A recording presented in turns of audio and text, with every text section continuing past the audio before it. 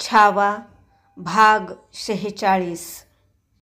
प्रतापराव, प्रल्हाद निराजी, रावजी सोमनाथ अशा मंडळींना सोबतीला घेऊन संभाजीराजांनी घृष्णेश्वराचे दर्शन घेतले.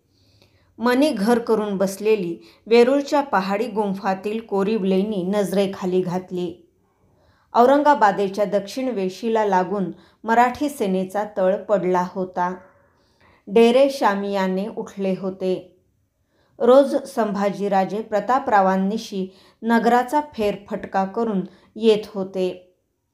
औरंगाबाद ही मुघलशाहीची दख्खनेतील राजधानीच. तटबंदीतील शहर देखणे होते. राजाने निघताना सूचना केली होती, मिळेल तेवढी नगराची वस्ती डोळ्यांखाली घाला. शंभूराजे शहराचा फेरफटका करून परतले. प्रतापराव संगती होते. तळावर येताच त्यांना निराजी पंतांनी वर्दी दिली. शहजादे सरकार स्वारीस याद फरमावतात. भेटीचे कारण समजू येत नाही. संभाजीराजांनी ती वर्दी ऐकून प्रतापरावांच्याकडे सल्ल्यासाठी म्हणून पाहिले. प्रतापरावांच्या कपाळी आठ्या उठल्या. तरीही ते म्हणाले, पाण्यात माशाचा शब्द झेलायला लागतो. धाकल्या राजांनी भेटीला जाऊन यावं. संभाजीराजांनी प्रतापराव, निराजीपंत, रावजी सोमनाथ अशी मंडळी संगतीला घेतली आणि ते सरंजामाने शहजाद्याच्या भेटीसाठी शाही महालावर आले. शहजाद्याच्या वजीराने सामोरे येत संभाजीराजांना आदराने बैठक महालात नेले. आइये म्हणत दातकळ्या खुलवीत देखण्या शहा आलमने बैठकीवरून उठून पुढे येत हाताला धरून संभाजीराजांना आपल्या बैठकीवर शेजारी बसवून घेतले. त्याचे खासे सरदार बगलेने अदबीत हात बांधून उभे होते. संभाजीराजांवर सहज नजर ठेवता येईल असे प्रतापराव आणि त्यांचे मराठी सरदार उभे राहिले. इकडच्या तिकडच्या गप्पा करून शहजाद्याने आपल्या मूळ हेतूला हात घातला. कभी शिकार खेलते हो शंभूराजे? नाही, शांतपणे संभाजीराजांनी उत्तर दिले. ताज्जुब है, राजा साहब के फर्जंद और शिकार का शौक नहीं? शहजाद्याने आपल्या रेखीव भुवया वर चढविल्या. आम्ही विचारले तर आमचे महाराज साहेब शिकारीला ना नाही म्हणणार. तो फिर आज हमारे साथ चलिए शिकार खेलने. आज हम रामटेक के वन में जा रहे हैं निशाना लगाने. नको, आम्हास येणे होणार नाही. संभाजीराजे सावध झाले. क्यों, डरते हो हमारे साथ चलने? शहजाद्याने खोचक सवाल केला. संभाजीराजांनी प्रतापरावांच्याकडे बघितले. असा काही मामला या भेटीत पुढे येईल याचा प्रतापरावांना अंदाज नव्हता. त्यांना काय सल्ला खुणवावा कळेना. डरने की कुछ बात नहीं, हम आएंगे शिकार खेलने. मान ताठ ठेवीत संभाजीराजांनी शहजादा शहा आलमला क्षणात जाब दिला. वाह वाह, आफरीन, यही उम्मीद थी आपसे. आपके सवारी का सब इंतजाम होगा. आपके नेक लोग साथ लेना. प्रतापरावांच्याकडे बघत शहजादा म्हणाला. दुपार टळतीला लागल्यावर वेशी बाहेर पडण्याचा बेत ठरला. अत्तर गुलाब झाले. संभाजीराजांनी शहजाद्याचा निरोप घेतला. ते तळावर आले. आपल्या माणसांतील कसबी पटेकरी, तिरंदाज, भालाईत, रानात घोडा फेकणारे सराईत, घोडाईत संभाजीराजांनी प्रतापरावांच्या मदतीने निवडले. आनंदराव, प्रतापराव, निराजी, रावजी ही हत्यारबाज मंडळी निवडक घोड्यांवर जीन कसून तयार झाली. संभाजीराजांनी अंगाला लागून लोखंडी जाळीदार बख्तर चढविले. टोपाखाली शिरस्त्राण घेतले. सिद्ध होऊन ते दिल्या शब्दाप्रमाणे आपल्या शामियान्यात शहजाद्याची वाट बघत बैठकीवर बसले. वर्दी आली. संभाजीराजे आपल्या निवडक लोकांनिशी तळाबाहेर पडले. शहजादा एका हत्तीवरच्या बंदिस्त हौद्यात बसला होता. तसलाच एक हत्ती हौदात चढवून त्याने संभाजीराजांच्यासाठी बरोबर आणला होता. शहजाद्याने हौद्यातूनच शेजारच्या हत्तीच्या माहुताला इशारत केली. माहुताने मोकळ्या हौद्याचा हत्ती अंकुशमार देऊन वळविला आणि संभाजीराजांच्या समोर आणला. पढाऊ हत्तीने सोंडेचे शिंग उठवून सवारीला देखणी सलामी दिली. झुलत झुलत बैठक घेतली. संभाजीराजांनी कमरेच्या शेल्यात खुपसलेली मोहरांची थैली खेचून माहुताच्या रोखाने वर फेकली. ती वरच्या वर झेलून माहुताने त्यांना कुर्निस केला. हत्तीला शिडी लावण्यात आली. शस्त्रसज्ज संभाजीराजे शिडी पार करीत हौद्यात चढले. माहुताने हत्ती उठता करून शहजाद्याच्या हत्तीच्या बगलेला जोडून घेतला. प्रतापराव, रावजी, निराजी, आनंदराव आणि निवडलेल्या खेळ्यांनी संभाजीराजांच्या हत्तीला वळे दिले. शहजाद्याने हात उठवून हसत संभाजीराजांना अदब दिली. संभाजीराजांनी हात उठवून हसत त्याला फेरसाद दिला. शहाजणे कल्लोळून उठली. हत्ती, घोडे, निष्णात शिकारी खेळे, हाका घालणारे असा शिकारी तांडा दक्षिण वेशीबाहेर पडला. रामटेकचे रान येताच हत्ती थांबले. मागचे घोडाईत आणि हकारे खेळे पांगले. संभाजीराजांची माणसे त्यांच्या हत्तीला घेरून उभी राहिली. आज शहजाद्याला शाही शिकार कशी असते ती संभाजीराजांना दाखवायची होती. हकारे खेळे पांगलेले बघून शहजाद्याने इशारत केली. माहुतांनी हत्ती रानात घुसविले. प्रतापराव, आनंदराव ही मंडळी हत्ती मागून कदमबाज चालीने निघाली. एका उंच टेकाडावर येऊन दोन्ही हत्ती थांबले. ही निशाणी मारा करायची मचाणी जागा होती. इथून समोर एक पठार दिसत होते. रानाच्या चारी बाजूंनी आलेल्या पाणंदीच्या वाटा त्या पठाराला येऊन मिळालेल्या होत्या. शहजाद्याने हौद्यात बसूनच खांद्याचा उंच तीरकामठा हाती घेतला. त्याला बाक देऊन वाद पारखून घेतला. त्याच्या निवडक सरदारांनी कुणी तीरकमठे तर कुणी भाले सरसावले. मराठी भालाईतांनी ते बघून आपले भाले पेलले. तिरंदाजांनी तीरकमठे सरसे धरले. रामटेकचे रान चारी बाजूंनी कुदू लागले. कसले तरी विचित्र आवाज काढून ते उभे रान क्षणात कन्हू लागले. हाकाऱ्यांनी चारी बाजूंनी हाका घातला होता. रणशिंगाची एक कातरी ललकारी त्या सगळ्या कालव्याला कापीत उठली. सावजे मारगिरीच्या टप्प्यात आल्याची ती खूण होती.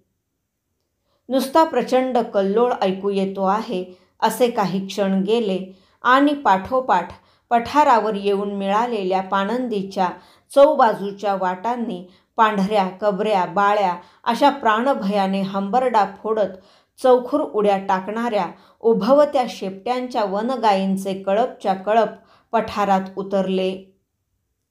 वनगायी, मराठी खेळे ते बघून चरकले. सामने हंबरत आलेल्या भेदरलेल्या वनगायी गोंधळून एकमेकींना थडकल्या. शिंगांना शिंगे खटखटली. टेकाडावरून सटासट सुटलेल्या भालेतीरांनी मिळेल तशी वर्मी फेक केल्याने कितीतरी वनगायी ऊर उठवून जीव जाता हंबरडा फोडत क्षणात पठारावर कोसळल्या. बचलेल्या भेदरून पुन्हा पाणंदीत घुसल्या.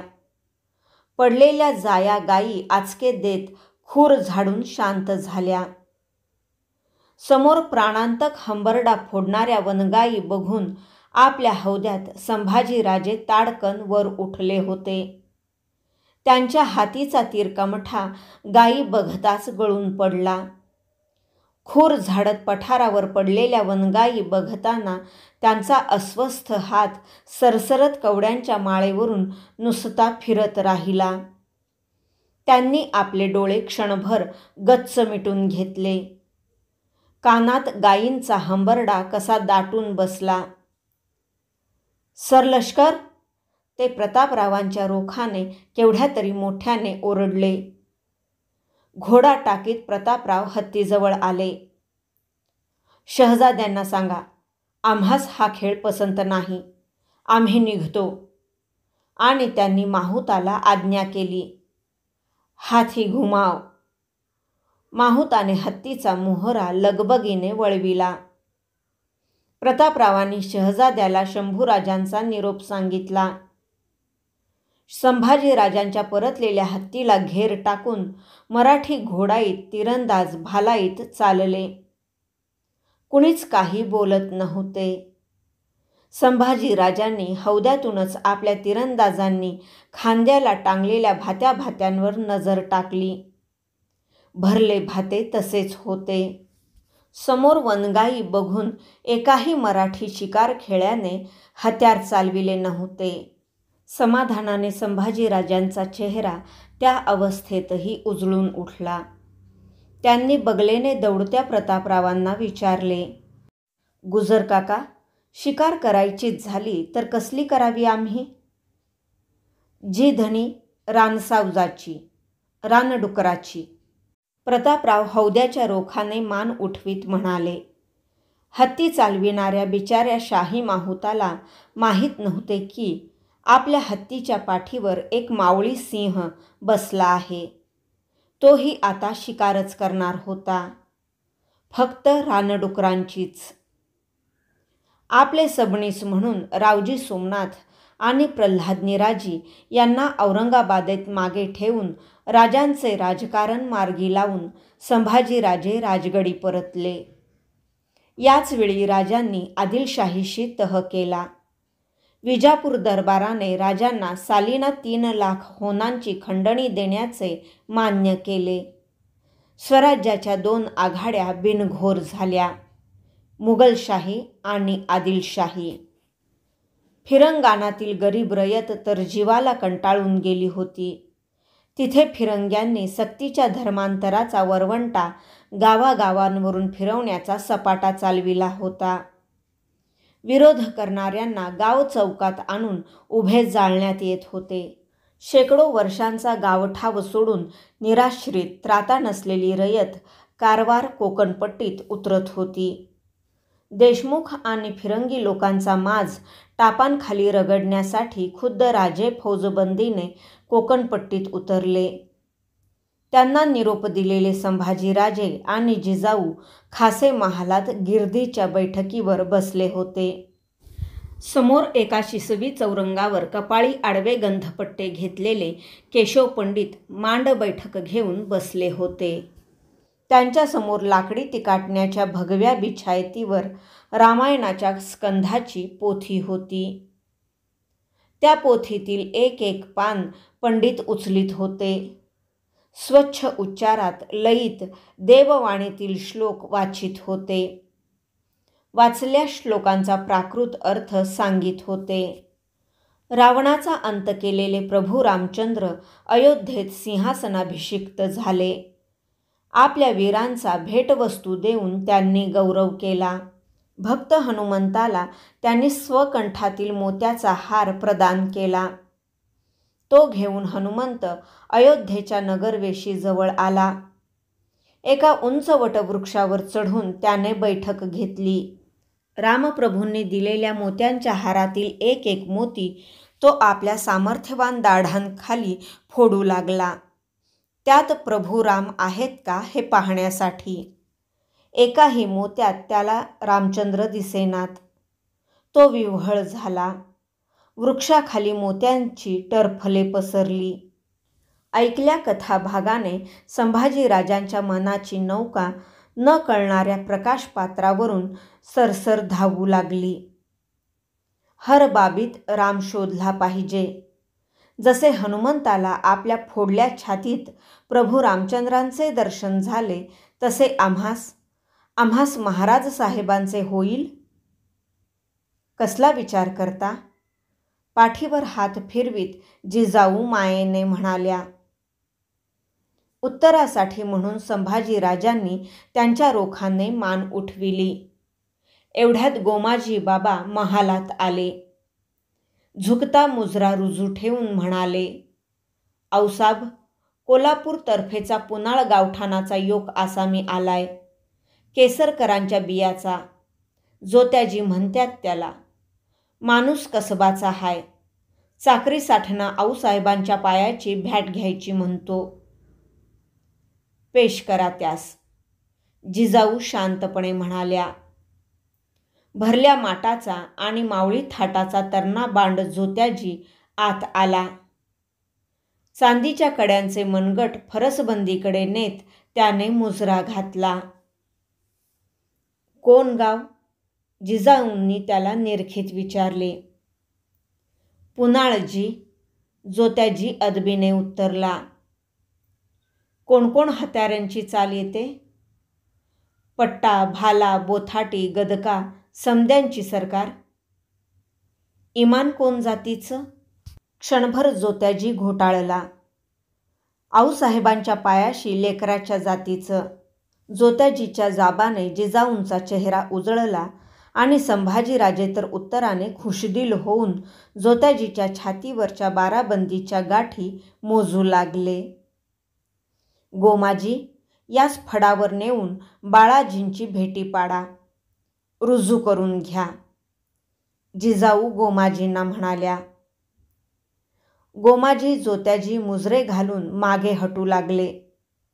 ते गर्दन वर करून वळणार एवढ्यात जिजाऊ जोत्याजीला थोपवीत पुन्हा म्हणाल्या, "पुनाळकर, मनास किंतु येऊ देऊ नकोस. आम्ही इमान विचारलं म्हणून. एक वेळ राज्य मिळणं सोपं जातं, पण इमानी चाकर मिळणं ते घडत नाही. रामायण हाच दाखला देते." भाग 46 समाप्त.